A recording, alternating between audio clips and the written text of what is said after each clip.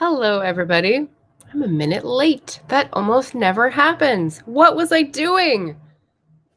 I'm Margaret Pinard. Welcome to my channel. You're on Booktube. Look what I was doing. It's uploading. It's up. It's a TikTok. I know. I won't go on about it, but welcome. I have some very exciting news today. So, number one, this is going to be a recommendations for Women in Translation Month video, but I have to get this in at the beginning. It is July 30th, and I'm doing a new show for August every Monday through Friday at 5 p.m. Pacific.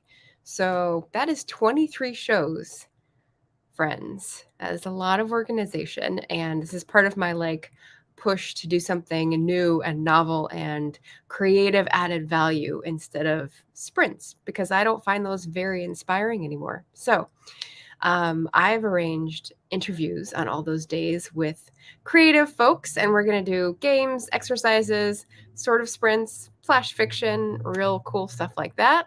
So come if you want to be inspired, come if you want to meet new creative people who are readers and writers and doing fun bookish things. And yeah, so I just dropped the TikTok. I'll get it on YouTube and Instagram and all the other places shortly. But yes, it's been a busy morning, everybody. So welcome. I'd like to say hi to RC, who's always coming in with the green and black hearts at the beginning. I love it. Felicia is here from dreamingtruth.author. Welcome, welcome. And Anita at AF Stewart. Hi, hi, hi. Hey, everybody. So, like I said, this is going to be book recs for my favorite August readathon, Women in Translation. Now, I'm using a few different hashtags for this. There's Women in Translation, which means the original author was a woman. There's Women Translators, which means that a woman translated the work, a little twist, or it could be both. Wit Month and Wit Readathon. So if you see those around Booktube, that is what you're looking at. And I've participated in this readathon a couple years running, so I have some recommendations. Wednesday, I'll be throwing out my TBR, which, just to entice you, is this big. And I may get through 3 because 3 are really enticing me out of the 5. But you'll find out about those on Wednesday for the Wednesday wrap-up. And today, I'm going to go through 9, I believe. I have 9 on here on my list. So if you're interested in the readathon, pop your questions down below or in the comments. It is run by Kendra Winchester and Matthew Chaparella, I believe. Even though it was started by someone else, they sort of took the ball and have run with it. So there are specific prompts, but as usual, your girl here, your girl Friday, is going to be just reading books by women that are translated and participating in the general feel instead of running by any prescribed amount of rules, Abby. So let me know if you have questions, but I'm going to go in what order? In format order, because I think this influences how I like the books. So I'll start with my friends over at Libro.fm. So I don't have many translated books on Libro.fm, but I did manage to get this one, which is like one of my highest recommended books. This is called The Great Passage by Shion Miura, and that is a Japanese author, translated by Juliet Winters Carpenter, who I think actually lives in the same area as me, which is pretty cool. So this came in to my book stack, my TBR, sort of haphazardly, and I don't remember why. This may have been one of my picks from last year, but I'm a mood reader, so it also could have just been a mood reading pickup.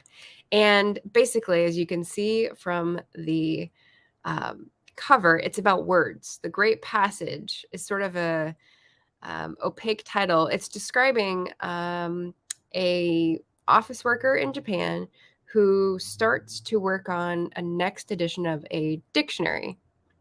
And it's their job to look up the definitions and research and kind of imagine the Oxford English Dictionary process. But at the place he's working in the contemporary setting, people are doing cost cuts. It's not really seen as a prestigious project. They're sort of a backwater. And they become this small team that really has to like fight to stay alive. And they get involved in each other's lives in a delightful way. And like their dedication to the craft is just beautiful. So I really like this quiet, subtly intense, like human relationships read. So you're going to see a pattern of what languages I have liked and read, and I will apologize for nothing. So that's one of the top ones. Ellen is here too. Hello, Ellen. Ooh, Ellen currently has Jhumpa Lahiri's book Whereabouts on her lap, a fast read that she wrote in Italian and then translated into English. Wow. Translating your own books. I know a couple people who've done this. That's pretty flash. And Leslie is also here. I made it. Hello, lovelies. Hello and welcome. So I've only covered one, The Great Passage, which is one of my top rated women in translation books. That was from Libro.fm. And now I'm going to go to the only physical book that I have. So I'm going by format. For some reason, that makes sense to me today. So I am a big fan of Marie Kondo, otherwise known as KonMari, because of her method that has transformed many people's lives. This is the manga version of one of her books forming her empire. She first started it with the life-changing magic of tidying up, and this is the life-changing manga of tidying up. And it was illustrated by Yuko Uramoto and translated by... It's got to be in here somewhere.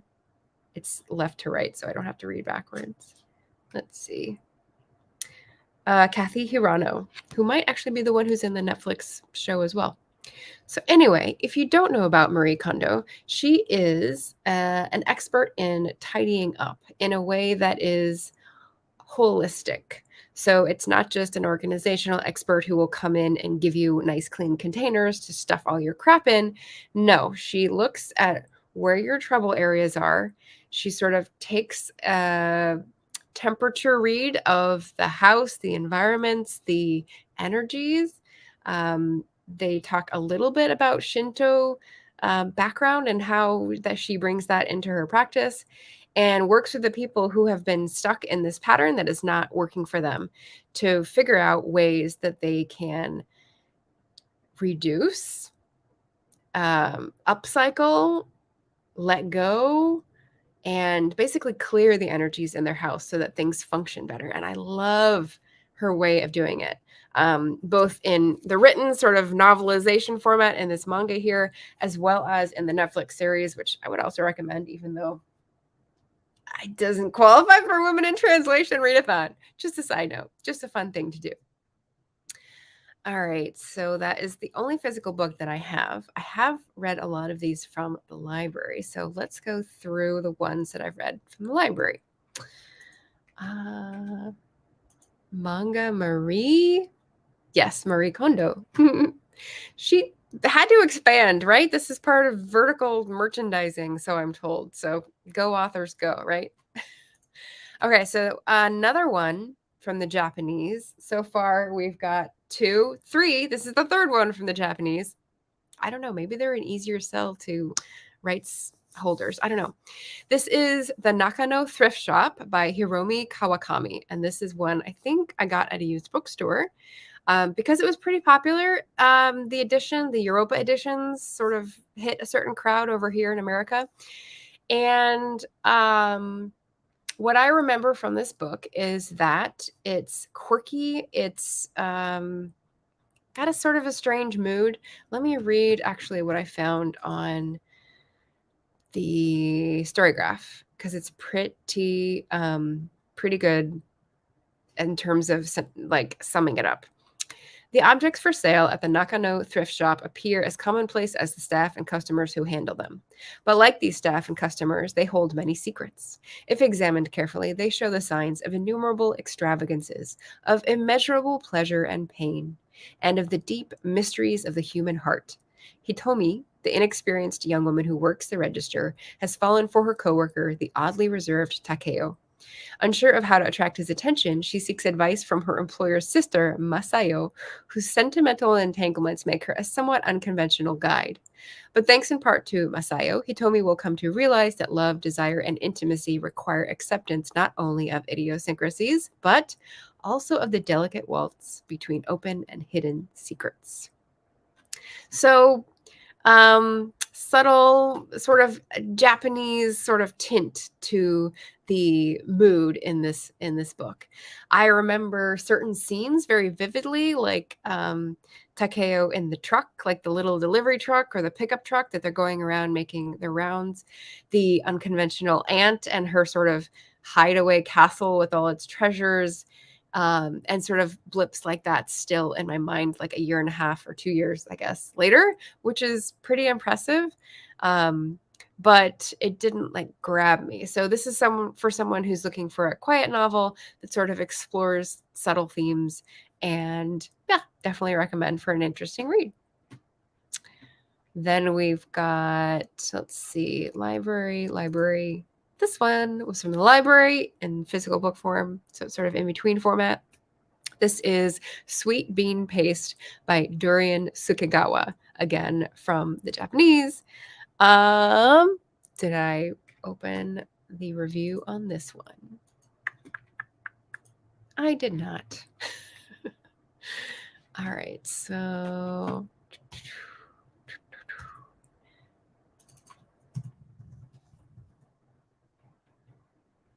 here we go. This one I gave 4 stars on the story graph. Oh, but I didn't put any details. Okay, so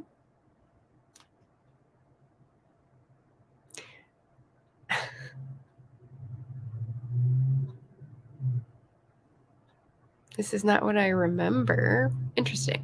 Okay, so let's see here. Sentaro has failed. He has a criminal record, drinks too much, and his dream of becoming a writer is just a distant memory. With only the blossoming of the cherry trees to mark the passing of time, he spends his days in a tiny confectionery shop selling dorayaki, a type of pancake filled with sweet bean paste. But everything is about to change. Into his life comes Tokue, an elderly woman with disfigured hands and a troubled past. Tokue makes the best sweet bean paste Sentaro has ever tasted. She begins to teach him her craft, but as their friendship flourishes, social pressures become impossible to escape, and Tokue's dark secret is revealed with devastating consequences. Oh, right. Okay, so there's a twist in there, and I won't reveal it, but I remember it. And I think it's funny that it's sweet bean paste, and it's by someone named Durian, which is a fruit, which I don't know, related somehow. And the translator is listed as Allison Watts, just to give the devil their due. So again, focusing on relationships, everyday life, little details, and like a quiet mood. So I guess I have a type for a women in translation read. Again, Japanese. We'll break out of the Japanese soon. So hold on. I think there may be one more. I think that's it. So 4 Japanese. So there's definitely like a lot that I've read and enjoyed. But let's break over into one that is from the French. Okay, so you may have heard me talk about this author and these books. I've read both of them in the past year and change. The author is Gabrielle Roy, and she is a French-Canadian author. So I first read Garden in the Wind because I got a used copy of it and could read it for last year's readathon. It's a collection of short stories based in Canada, and it kind of reminds me of Greenwood, but also the book I just reviewed that was Iona Wishaw's Canadian refugee detective series. The episode was the refugee issue. The detective series is not, but just like pieces of history and characters placed in those moments in history that make a very interesting story and very relatable and very relevant. And so Garden in the Wind, I think, is early 1900s is what they're portraying. But the writing is a little creaky to get into. That may be the translation, but still worth exploring. So I definitely recommend that. And then The Tin Flute is one that I read in translation from French for May of the Moderns, because that was one of the prompts for May of the Moderns. And The Tin Flute is much more of a classic of Canadian literature. So hashtag CanLit for Jolene. And it is about, let's see, during World War II, the sort of struggle of people in poverty in a big town in Quebec, and one young woman's struggle, but also the people in her family and the people in her social circle and how they cope differently, and like how they're reacting to what the world is presenting them with as options. So I'd say very poignant, sort of heartbreaking, a lot of great passages. So I think I did like the translation on this one. So yeah, definitely recommend The Tin Flute as a Canadian classic translated from the French. I don't know, maybe someday I'll try to like read it in the French, but again, classic meaning older, and so the language might not be as accessible in a different language, but yeah, definitely love the author's themes and recommend this for Women in Translation Month. We've got another French version here. We've got Maryse Condé and her book Segu. I think it's Segu, even though it's a U, and it should be Segu because there's no accent. I don't know. Anyway, I read this in the English, so I did not mess with the translation. This is hundreds of years and a very thick book, sort of compressed into several generations getting caught up in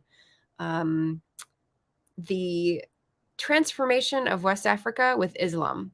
So we do have contact with white traders at the beginning, but it's very peripheral.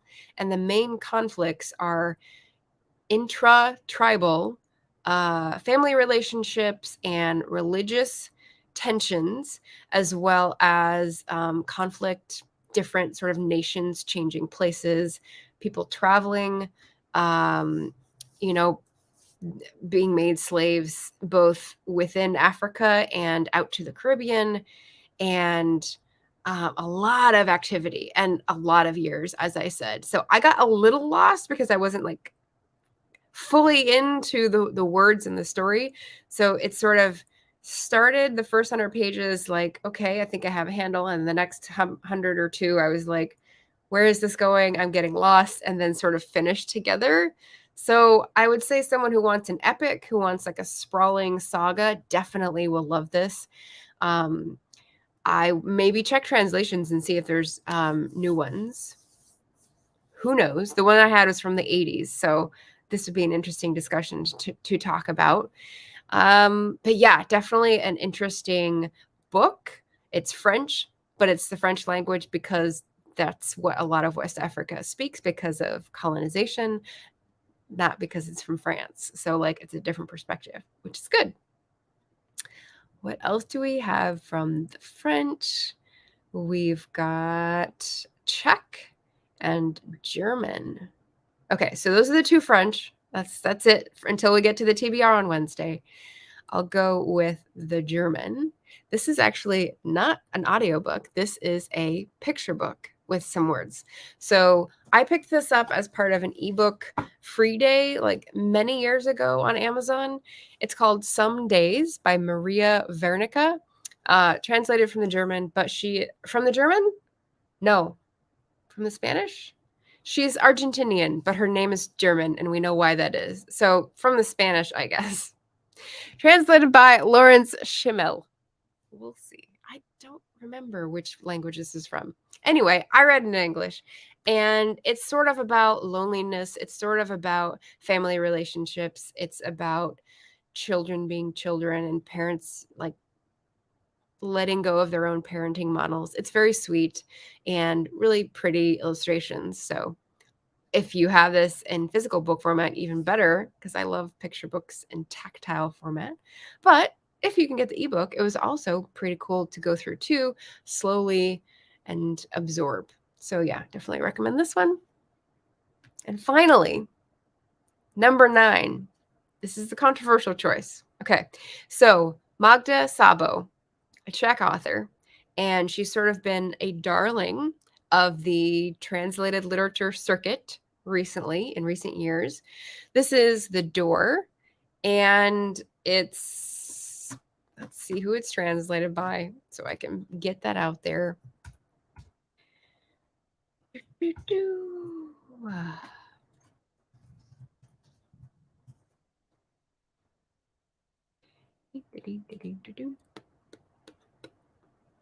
Len Ricks, right. So I've definitely reviewed this on the channel before. I read it with my book club, my Patreon book club last year for August. And here's what I will say. It definitely was compelling, but it was repellent to read. So it takes place in, like, I don't know if it's the 60s or 80s, not too long ago, but at a time in the Czech Republic when there was a very different political climate. And she takes this sort of micro situation, only a few people in a small town, and uses each character as a very hard nut to crack in terms of what they represent for the culture, what traumas they carry with them because of the culture's history, and like makes it very psychologically thrilling. And you don't know a big detail. And so there's like a twist. But up until that point, you're just like wondering why these characters have these quirks, and also what the significance of the title is, and like the person whose POV you are in is what made it repellent for me, because it's so close and so anxious, and you're hearing all this, and the syntax lends itself to feeling anxious. And so, like I said, compelling, because the writing and the translating has really done a great job at putting you in that person's head. You don't know what's going on. You're suspicious. You're anxious. You really want to please, and you're trying to do what you can in this neighborhood. And so it's highly critically acclaimed, not my kind of book. But for you, if you are interested in that sort of psychological suspense in your head, thriller, domestic, like sad, but like, I don't know, really tense sadness, this might be for you. So anyway, that's why I'm giving these as recommendations for Wit Month. They were all 3 stars and above for me. I didn't give you any below 3 stars, but some people may like them more than others. So I sort of gave them to you in my arranged view of what I like. So I'm excited to have 5 other books. 1 I didn't get last year, and the other 4 are new. So I'm very excited to talk about that on Wednesday. I'm going to be combining my Wit Month TBR with my Wednesday wrap up. So you'll get some Jane Austen and some women in translation. So we'll mix it up and see if the algorithm likes that. But until then, it is still Sunday, and maybe you guys have recommendations. Are you planning on participating in the readathon? Let me know. Let me pop that down. Like I said at the beginning, my big announcement is that I have a new show coming, and I've got lots of friends coming on as guests starting August 1st. It will be every weekday at 5 p.m. for about an hour, and I will be introducing new people to my audience. Some have been on before, but not for a while, and not in any big capacity. So I'm just excited to have the silos of Booktube and AuthorTube sort of connected and open up the floodgates to like, oh, that person's doing a really cool thing. Let me connect with them. So hopefully I help people make connections and get excited, get motivated, and, you know, get my editing butt in gear. So so that's the goal, and I hope you will join me for this adventure, this new show called Fireside Chats, and it will be coming soon to a platform near you, because I'm going to be pushing out this new video today with some of the images that I've made so far. And if you are a guest and you haven't sent me your information yet, Do it. Ellen. So anyway, thank you so much for watching, for coming by. I hope at least one of these 9 recommendations hit the right note with you. If you end up finding one and reading it this year, please come back and let me know how you liked it. I definitely try to do that with people who recommend books to me because I have a little way in Storygraph where I put a little tag with their name on it so that I know who to go back and say, oh, thank you, I love this book. Or, you know what, that was trash. I'm not going to listen to your recs anymore. You can come back and do that too because it'll be fun. It'll be fun. We all have different tastes, different moments, different moods. And, it's just fun to connect and tell each other if it worked or not. So. So that is it for me today. Those are my recommendations. I hope you enjoy Women in Translation or Women Translators Month, and try to pick up a book that you may not have picked up before or noticed before. That is, after all, the purpose of my eclectic reader tag, my queen of books you've never heard of hashtag. So I hope it reaches somebody and they find a new favorite. And we had Ellen says I'm on it. All right. She got the call out. And Shannon popped by to say hello. Wonderful to see you. So that is it, everybody. I hope you have a great Sunday, and I will see you on Wednesday for the wrap up and Tuesday for the show. Ciao, ciao, ciao.